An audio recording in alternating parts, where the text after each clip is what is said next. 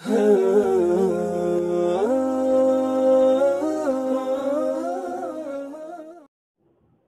اللہ الرحمن الرحیم الحمد للہ رب العالمین والصلاة والسلام علی اشرف الانبیاء والمرسلین وعلی آلہ وصحابہ اجمعین۔ معزز سامعین کرام، السلام علیکم ورحمۃ اللہ۔ امید کرتا ہوں کہ آپ سب خیریت سے ہوں گے۔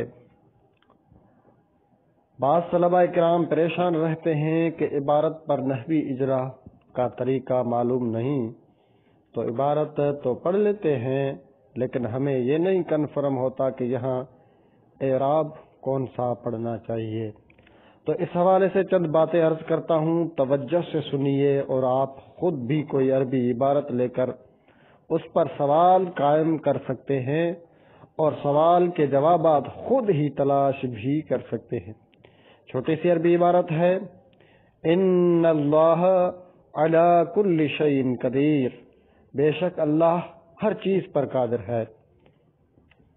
اب میں آپ کو بتاؤں گا کہ آپ اس عبارت پر کس طرح اجرا کر سکتے ہیں اور کس طرح خود ہی سوالات بنا کر پھر ان کے جوابات کس طرح دے سکتے ہیں۔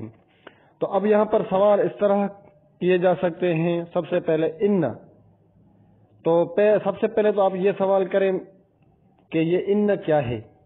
اس میں فعل ہے، حرف ہے۔ تو جب آپ اس پر اجرا کریں گے اور سوال قائم کریں گے تو آپ نحویر سے ہی جو ہے وہ آپ کو پتہ چل جائے گا کہ بھائی یہاں پر یہ حرف ہے اور حرف جو ہے وہ مشبہ بالفعل میں سے ہے، حروف مشبہ بالفعل میں سے ہے۔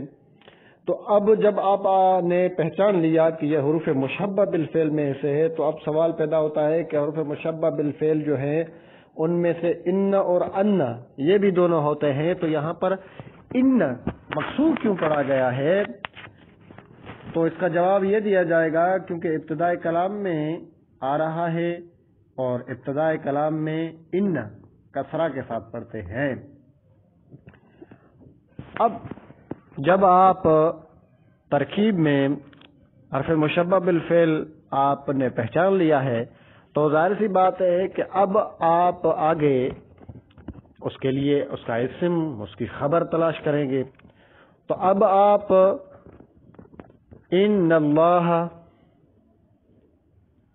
تو اب یہاں پر آپ یہ سوال کرتے ہیں کہ اس میں جلالت پر نصب کیوں ہے؟ تو اس کا جواب آئے گا کہ یہ ان کا اسم ہے، کیونکہ آپ کو پتہ ہے کہ حرف مشبہ بالفعل کے بعد منصوب ان کا اسم ہوتا ہے۔ پھر اگلا سوال یہ ہوگا کہ اس کے یعنی ان کے اسم ہونے پر کیا دلیل ہے کہ یہ اس میں جلالت ان کا اسم ہے؟ آپ کے پاس کیا دلیل ہے؟ ہم نے کیسے پہچانا؟ تو جواب یہ ہوگا کیونکہ جب ان کے بعد ایک اسم معرفہ ہو اور ایک نکرہ ہو تو معرفہ کو ان کا اسم قرار دیتے ہیں، تو ان کے بعد اس میں جلالت جو ہے یہ معرفہ ہے، لہذا اس کو اسم بنا دیا۔ پھر سوال یہ ہوگا کہ اچھا ٹھیک ہے، آپ نے اس کو ان کا اسم قرار دے دیا، تو اب یہاں پر جو ہے وہ الا ہے۔ الا کیا ہے؟ تو آپ سب کو پتہ ہے کہ الا حرف جار ہے۔ تو اب اگلا سوال یہ ہے کہ پھر کل لام پر کسرہ کیوں ہے؟ تو جواب یہ ہوگا کیونکہ یہ مجرور ہے۔ الا اس سے پہلے حرف جر ہے، تو حرف جار جو ہے وہ اپنے مابعد اسم کو جر دیتے ہیں، تو اس وجہ سے یہ حرف جر کی وجہ سے یہ مجرور ہے۔ پھر اگلا سوال یہ ہوگا کہ شیئن اس کو آپ نے جر کیوں دیا؟ تو جواب یہ ہوگا کیونکہ یہ کل کا مضاف الیہ ہے، تو کل مضاف اور شیئن مضاف الیہ، تو مضاف الیہ کا اعراب ہمیشہ مجرور ہوتا ہے، اس وجہ سے یہ مجرور ہے۔ پھر آپ آگے سوال یہ کر رہے کہ بھائی آپ کے پاس کیا دلیل ہے کہ یہ شیئن جو ہے وہ مضاف الیہ ہے؟ تو جواب یہ ہوگا کہ کل لام اضافت ہے، یعنی کل جو ہے ہمیشہ مضاف ہو کر ہی استعمال ہوتا ہے. کل بعد یہ مضاف ہو کر استعمال ہوتے ہیں، تو جب یہ مضاف ہیں تو لازمی طور پر آگے مضاف الیہ ہی آئے گا، تو اس وجہ سے یہ مضاف الیہ ہے. پھر سوال یہ ہوگا کہ قدیر پر رفع کیوں ہے؟ ان اللہ علی کل شیء قدیر، تو جواب یہ ہوگا کیونکہ یہ ان کی خبر ہے، کیونکہ حرف مشبہ بالفعل کی خبر مرفوع ہوتی ہے. پھر سوال یہ ہوگا کہ کیا وجہ ہے کہ آپ اس میں جلالت کو ان کا اسم اور قدیر کو آپ نے خبر قرار دیا؟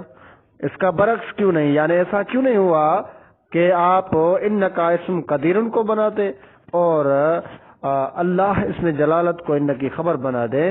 تو جواب یہ دیا جائے گا کیونکہ ان کے اسم اور خبر کے وہی قاعدے ہیں جو مبتدا اور خبر کی پہچان کے قاعدے ہوتے ہیں، یعنی مبتدا اور خبر کی قاعدے ہوتے ہیں. تو مبتدا اور خبر کی پہچان کے سلسلے میں قاعدہ یہ ہے کہ دو اسماء میں سے ایک معرفہ ہو اور دوسرا نکرہ ہو، تو معرفہ کو مبتدا اور نکرہ کو خبر بنا دیا جاتا ہے. تو اسی لیے ہم نے قدیر کو ان کی خبر قرار دیا ہے. تو آگے آپ پھر یہ سوال کر سکتے ہیں کہ ٹھیک ہے، الا کل شیء قدیر میں آپ نے الا کو ظرف لغو کیوں کہا، ظرف مستقر کیوں نہیں؟ تو جواب اس کا یہ دیا جائے گا کیونکہ اس کا متعلق جو ہے وہ عبارت میں موجود ہے. جب متعلق عبارت میں موجود ہو تو ایسی صورت میں ظرف لغو بناتے ہیں. اب اس کا متعلق کیا ہے؟ تو متعلق اس کا قدیر ہے. یعنی آپ نے جو پیچھے بہت سے کتب میں پڑھا بھی ہے اور ہماری ویڈیوز میں آپ نے جانا بھی ہوگا، کیونکہ ظرف لغو جو ہے یا ظرف مستقر، آپ کو اس کو یوں بھی کہہ سکتے ہیں کہ جار مجرور جو ہیں وہ تنہا کچھ نہیں بنتے، یا تو کسی کے ظرف لغو ہوتے ہیں یا مستقر ہوتے ہیں. لغو تب ہوتے ہیں جب ان کا متعلق عبارت میں موجود ہو.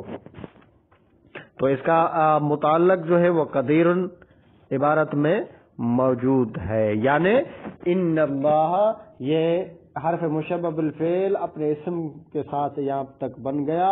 الا کل شیء قدیر، یہ جو الا کل شیء ہے یہ قدیر کے متعلق ہے، یعنی اس کا متعلق جو ہے وہ قدیر ہے.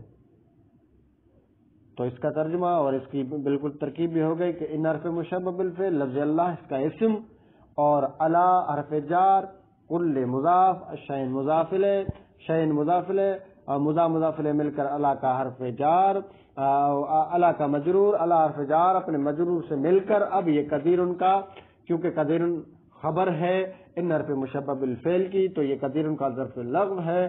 ان حرف مشبہ بالفعل اپنے اسم اور خبر سے مل کر جملہ اسمیہ خبریہ. تو اس پر مزید پھر آپ قیاس کرتے ہوئے اور بھی عربی عبارات ہوں اس پر آپ سوالات قائم کر سکتے ہیں. یہ میں نے سمپل کے طور پر، مثال کے طور پر آپ کے سامنے عربی عبارت کو رکھا اور اس کی ترکیب ہم نے کی ہے. تو اسی طرح اور دیگر عربی عبارات جو آپ کے سامنے ہوں، ہر عبارت پر اس انداز سے جب آپ سوال کے خود جوابات تلاش کریں گے تو اس سے انشاءاللہ آپ کو نحوی اجرا کرنے میں فائدہ ہوگا، ترکیب کرنے میں آپ کو فائدہ ہوگا اور نحوی قواعد آپ کے ذہن میں پختہ ہوں گے. اللہ تعالیٰ مجھے اور آپ کو عمل کی توفیق عطا فرمائے. وما علینا الا البلاغ المبین. دوسرے ویڈیو تک ہمیں اجازت دیجیے گا. اللہ نگہبان.